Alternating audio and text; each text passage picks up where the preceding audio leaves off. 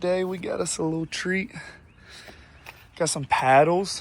They are 29.5 Outlaws. We're gonna be putting them on the stock King Quad 2022 750 AXI. She looks mid.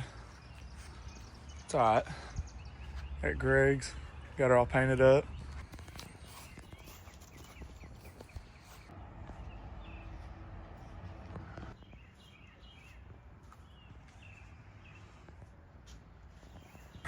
All right, we got the fronts on and just look at the difference. Oh my goodness. We might have to cut this plastic right here just a little bit, but so far, she's doing all right. Daggum. Like, bang, bang, boom. There it is. Definitely a lot bigger. Holy crap.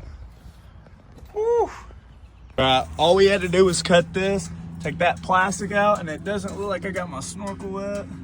So that looks good. Just a little cutting right there. That and the metal bar in the back is rubbing just a little whenever you try and do a wheelie. So we're gonna get the metal bar taken care of, and then this thing will be completely dialed for sure.